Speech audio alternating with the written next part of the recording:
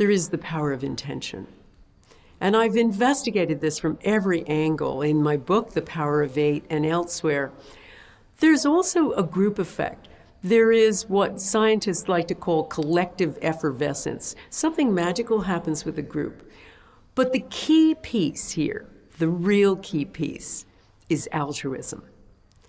What I've found is the group effect is a giving and receiving.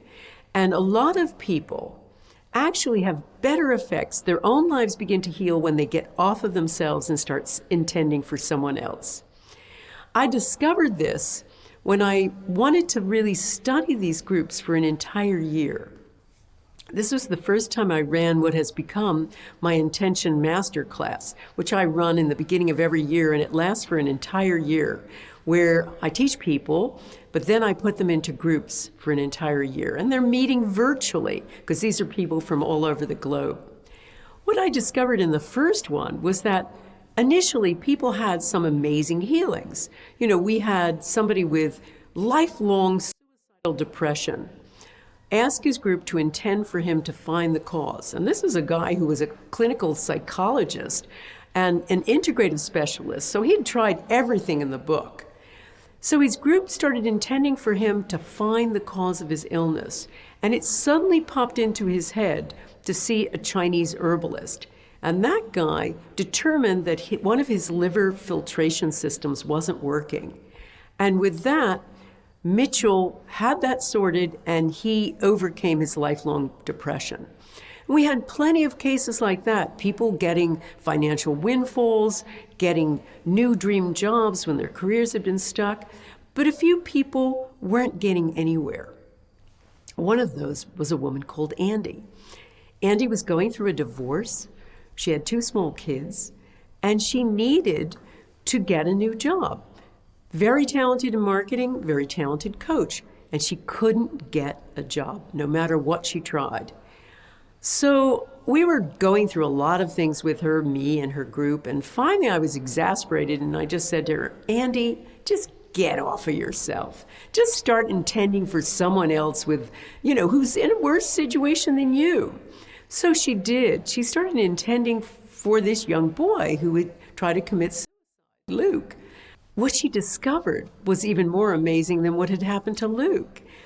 Within a few days after getting off of herself, she gets a call out of nowhere offering her her dream job. Now that happened more and more and more, so that I started investigating the science of altruism. And it's amazing. Altruism is like a bulletproof vest. People who do things for other people, the science shows, live longer, happier, healthier lives. Anything done for someone else helps you. People who are ill, who help other people with the same illness, get over their own illness faster. It's really extraordinary.